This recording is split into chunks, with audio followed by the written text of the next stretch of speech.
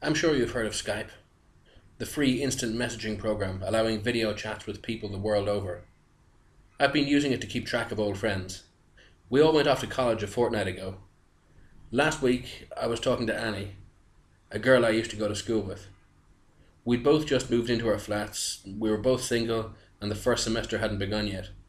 So we found ourselves with plenty of time to chat. Usually, we'd Skype at least once a day. The stuff we talked about isn't hugely interesting. She'd bought new headphones, I had watched The Princess Bride for the first time. It was just nice to have some familiar company amidst a time of such great upheaval, you know? Anyway, it was a Tuesday morning. I'd been out clubbing the previous night and was pretty groggy and hungover, but I was awoken by the plaintive buzzing of a Skype call. Cursing the fact that I'd left my laptop on and massaging my temples, I stumbled out of bed. Ugh. Hello? My bleary eyes struggled to focus on the painfully bright monitor before me. Annie was, of course, dressed, made up, and grinning, sporting her new headphones. She gave a cheery wave, to which I responded with a half smile. "Well, aren't you the life of the party this morning?" she teased. "You should have seen me last night. My dance moves put the whole club to shame. Yeah, big fish, little fish doesn't impress anyone. Hey, don't you have an introduction meeting with your tutor today?" I glanced at my calendar, but the ink refused to stop squirming on the page. I assumed she was right, but even the small amount of sunlight that seeped into my gloomy domain under the curtains was eye-watering. "Yeah, fuck that," I groaned. "What about you? What are you doing today?" "Hoping to get a call from Erin. She just took off yesterday during a fire drill. She left a letter on her desk saying that she was going home." "Which one's Erin again?" I asked, half serious. "You know how it is. Your friends talk about so many people that they just blur together after a while." Annie made an unimpressed face. "My flatmate. She lives across the corridor from me. She just vanished. I mean, it's only been a day, but we were thinking about calling her parents, just to check up on her." I shrugged. "Do it. Better safe than sorry, eh?" Before she could reply, there came the sudden shrieking of an alarm. Annie said something which was drowned out by the noise, and I covered my ears, wincing.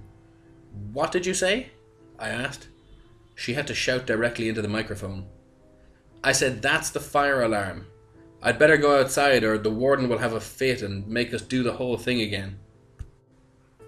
"What time shall I call back?" I asked, raising my voice as much as my pounding headache would allow. "Don't worry, I'll only be gone for like 5 minutes. I'll just leave Skype on." With that, she was gone, pulling the headphones off and placing them on the keyboard. After a few minutes, the alarm cut out.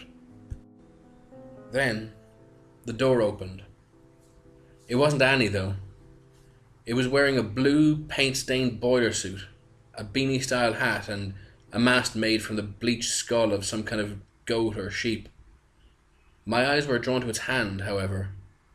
A rubber glove wrapped around a hook, the kind you see behind the counter in butcher's shops.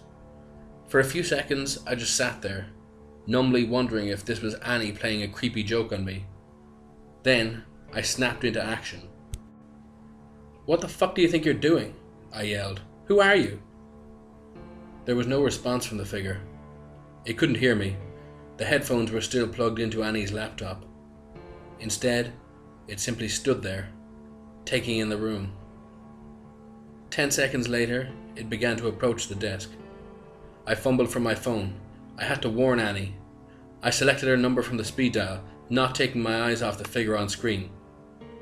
It was peering intently into the camera, eyes glittering behind empty sockets. Annie's phone began to ring. The masked figure froze. Then slowly and deliberately, it reached its free hand off camera. I squinted against the pixelated image. Then my heart sank. It was holding Annie's phone. She'd left it on her desk. The figure cocked its head to one side, throwing me what I presume was supposed to be a pitying look, before it hit the off button on the mobile.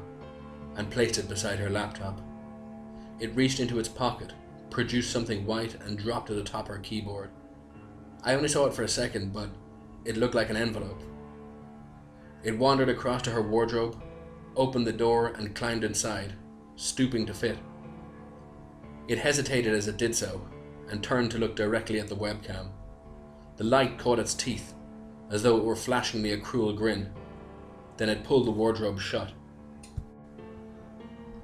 I glanced down at my phone. I had to call the police, there was no question of that.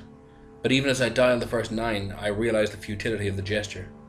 There would be the bother of them finding and contacting the department in any city, 50 miles away. I called anyway. Hello, you're through to the emergency services. Which service do you require? Yeah, I need to talk to... I paused mid-sentence. I had paused because the door had opened and Annie hurried inside. Her hair was wet from the rain and she smiled as she approached the webcam. I yelled as loud as I could for her to run, and I felt the tears pinching the corner of my eyes. Annie didn't hear me. She sat down, picked up the headphones and began to adjust the strap length. Over her shoulder, the wardrobe door stirred. Hello, sir? Which service do you require, sir? Sir, are you hurt? Do you need an ambulance? Are you still there, sir?